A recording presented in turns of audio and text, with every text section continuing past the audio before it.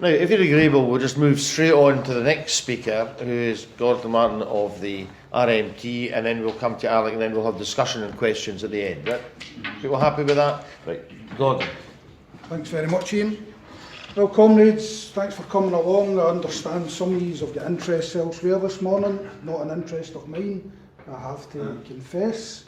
But well done to what appears to be the candidate off the left of the Labour Party, and I wish him the very best of luck, because it's an absolute turmoil at the moment. I think it's fair to say in Scotland and possibly beyond. I mean, Pauline made reference to the manifesto at the general election being so popular. It was that popular that Labour lost against a Diddy, a candidate for the Tories, who was as wooden as anything.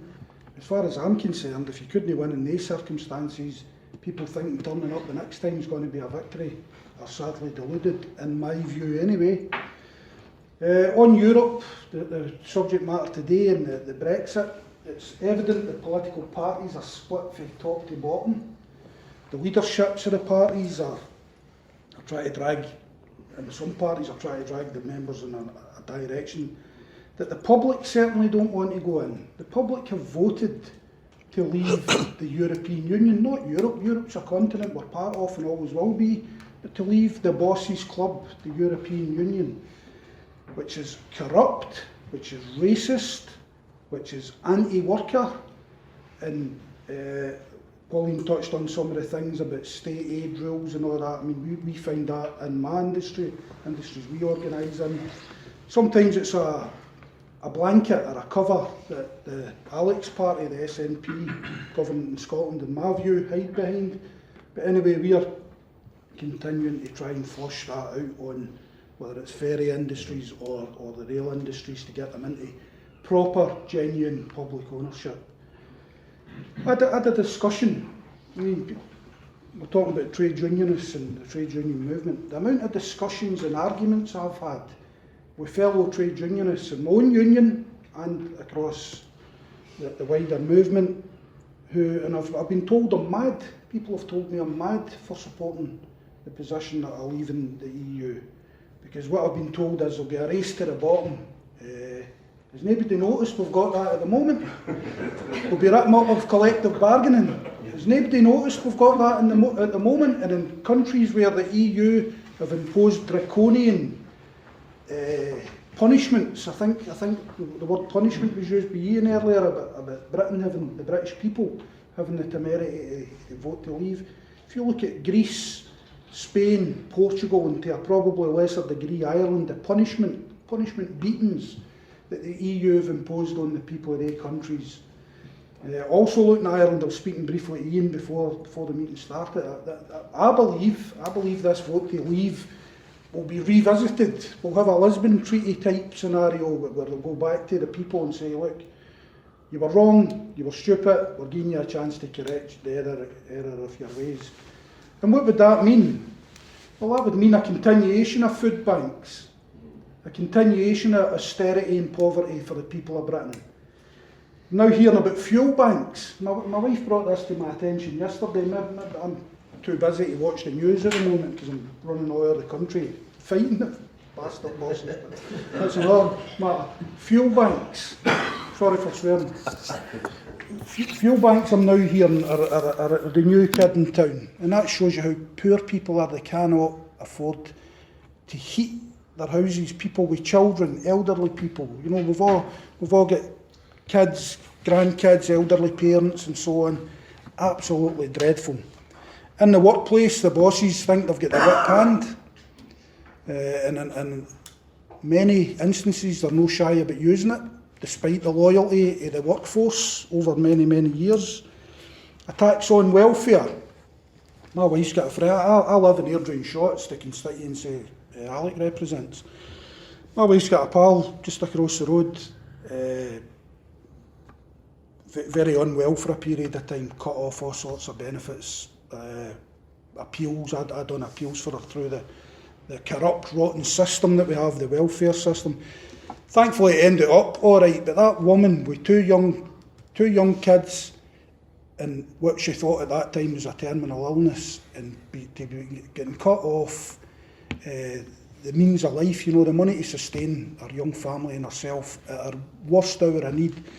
In 26, that was last year, it was actually the year before, 2015, this is 21st century Britain. This is one of the richest economies in the world, where the poorest are being slaughtered. The poorest are being driven into Victorian era poverty. Now that might people might think that's a bit over the top, but if you really get talking to people are starving, malnutrition. I was talking to as I say, I've been having discussions with people across the piece. I was talking to a member, a trade unionist that works in the health service, and they're talking about malnutrition amongst the working poor. Some of these people are working, you know, they're working for what?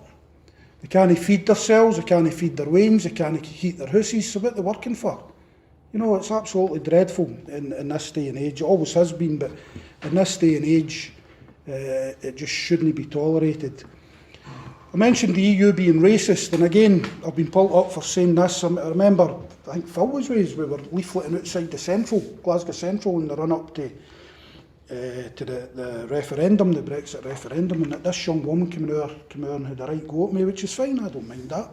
But I made the point to her about it being a racist organisation. Her number one son coming back, don't know where he's been. I mentioned about it being racist, and she was outraged at this, and I says, well, let me put it to you this way. See these poor Africans and people from elsewhere that are drowning in the Mediterranean and elsewhere as they try to escape from a life of hell to what they think is a land of milk and honey, because we know it ain't. If they were rich Russian oligarchs and their yacht was sinking, there'd be an international SOS sent out and everybody would be out trying to save them. Everybody would be out. Wee Jimmy would be diverted for the Northern Isles to the Mediterranean forthwith. That's a fact. But because they're poor, so it's because they're poor and because they're non-white, so it's racism. It's class and it's racism, in my view anyway. They're allowing people to drown. And that in my view, is exactly what they're doing. Other people can have a different point of view, and I'm happy to discuss. Unfortunately, again, touching on the trade union movement, not just on the European thing and the Brexit and all that, but in a lot of things. We've been far too meek and far too mild and far too keen to tug the forelock rather than tell the bosses, there ain't no way you're doing it. Ain't no way you're doing it, just try and do it. Whereas we've been too keen in a lot of cases to seek accommodation with them and, what do you call it again, the partnership agenda. Partnership agenda. It's like the rope and the hanging man. That's the partnership you've got there. So for too long, the trade union, some worse than others, and I'm not going to get into particular details, although those that know me know what ones I'm talking about. I've been far too keen to accommodate the bosses and not rock the boat. And it used to be, I remember growing up, don't rock the boat till we get a Labour government. And then we got a Labour government. Well, I remember it, things can only get better, Tory Blair. And what happened? Things didn't get better. They get better for some, certainly didn't get better for the people round about where I live, as I say, in Alec's constituency. Not that I'm criticising Alec incidentally, but I'm just making the point. Personal debt is another thing. The amount of people that I work with and know, and everybody will be in the same boat.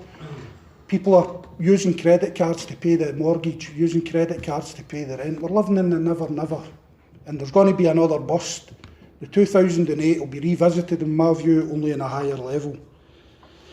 So that's us in the EU, and I'm being told I'm mad for wanting to leave that, and maybe I am. Maybe we're all collectively mad here. I don't know. Time will tell. But I think leaving the EU, because the people of Britain have voted, and we've had it thrown in our face, but in Scotland they voted to stay, and that's true. That's true. That's the democracy. Wales and England voted to leave. Scotland and North Ireland voted a different way. That's fine. But the majority were still part of Britain. I personally supported independence in that referendum. We're still part of Britain, and that's the way it is. And to touch on the SNP's position, and obviously not Alex, but the SNP leadership, independence in Europe. What a contradiction in terms that is. So they went out of Britain, where they're a smaller partner in a bigger union, to get into Europe, where they'll be a minuscule partner in a huge union and will be irrelevant. I'm a trade union negotiator. Where's our negotiating position? If Scotland's independent in Europe, we'd be totally ignored. The only thing that might be a bit of a saving grace is the natural resources we have out in the North Sea and elsewhere. So I believe the Brexit vote is a chance to try and shape our future. Unfortunately, we've got a rancid Tory government at Westminster. We've got a government at Holyrood that I believe is fearing its own shadow. It could be far more radical and do better things for the Scottish people, and I will give them credit. I will give the SNP credit. They've done some good things for the people of Scotland. There is no denying that, and I'm sure even the Labour hacks like Ian and that next to me here will support that. Maybe Ian, but they have done some progressive. I'll take that as an Ian. They have done some good things, and that's fair to say. And I deal with them. I deal with the Transport Minister on a regular basis, and we have got some good progressive things out of the Scottish Government, various Transport Ministers over the years. But now look at schools. My son sitting there is at school. Schools are seriously underinvested in Scotland. We're passing on, the SNP are passing on Tory austerity, rather than saying, no, we're not doing it. And when the money runs out, just say to them, we need more money. That's the negotiating position. We need more money. Hospitals, our communities are community centres, focal points for communities are being wiped out. Where I live, the North Lanarkshire Council, it's actually a Labour-Tory coalition, believe it or not. The SNP won the election, but we've got a Labour-Tory coalition who said they would not impose certain things, 3-weekly uplift of bins, etc. They're now doing it. School buses, they're now increasing it. I think at the moment it's 2 mile. If you live 2 mile for the school, you'll get a bus. They're now increasing that to 3 mile. And for parents of children, young kids especially, that don't have transport of their own to take their kids to school, that is a huge problem. These kids walking 3 mile each day in the terrible weather that we can get at times. Absolutely outrageous, and it's all austerity driven. So we've got natural resources out there, oil, wind, power, etc. So we should be using them. As I was speaking about earlier, we've now got fuel banks. Fuel banks in Scotland, come on. There's plenty of stuff out there we could be heating houses for virtually nothing, for virtually free. We should be nationalising public transport and all of the utilities. But more importantly, in my view, I mean, I'm speaking to the converted here. Speaking at these meetings is one of these things. What are you going to say? People have heard it all before. You're speaking to the converted. But it really is time to stop the sloganeering. You know, as a movement, we're good at saying a lot of things, you know, agitate, educate, organise, and all that sort of thing. But unfortunately, we're not doing it enough. Because organising is really down to who's strongest, whether it's in the workplace, the communities. If we're talking about Brexit negotiation, is it this hopeless Tory government, or is it the EU negotiators? At the moment, it seems to be the EU negotiators have got a whip hand there, which is good enough for the Tories, but unfortunately not good for the people of Britain. So I believe we should turn Brexit round, and we need to start militating within our organisations, rather than being told we're mad for wanting to leave the EU and the ultimate bosses club. We should be saying to our members and the people that are advocating staying, you know, another vote and changing the position. No, because the stuff I outlined earlier, collective bargaining, fuel banks, a tax on welfare, that is all now. That is part of the EU. That ain't going to change while we're in it. As I think Pauline touched on, Corbyn's manifesto would not be able to be implemented, or parts of it anyway, under the current EU restrictions. So we need to get out of that. I believe it's an organisation that can't be transformed because there's too many vested interests that can polar opposite for us. So I think we need to get out there and start pushing the message. Here's what we've got as part of Europe. Here's what we need to fight for. I mean, I've mentioned before, I debated on the radio during the Brexit referendum. Some guy for the TUC, I honestly can't remember his name, and he was giving it about workers' rights, and if we leave Europe, workers' rights? Workers' rights for Europe? How about standing up and fighting for your rights? defending your members, defending your communities, fighting for your kids' futures, rather than just sitting with bureaucrats in Europe. Oh, they've given us Chupi, they've given... hardly worth the paper it's written on, really. Phil's not in agreement. You know, they just give you 45 days notice and the intention to rip it up, and that's it. But if you've got a strong, organised trade union movement, backed up with the people that, whether they're members of unions or not, we represent them indirectly. You know, we're trying to better things in the workplace, better things in the communities, because a lot of the good things in the communities came via trade unionists standing up and fighting for them in the workplace and extending it beyond. So that's what I'd like to see. I'd like to see a bit of confidence, and I know I'm preaching to the converted, but a bit of confidence to take our arguments out there and say, this is the rubbish we've got now, here's what we need to fight for. And whether we're in Europe, out of Europe, or the EU, or somewhere in between us we may end up at a certain point, if we're not organised, the bosses win. If we're not organised, they continue to slash the spending in the schools, the hospitals, and the general provision across the communities. So it's time to stop the slogan here, and it's time to start actually implementing it, get off our knees and fight for our rights. Thanks very much.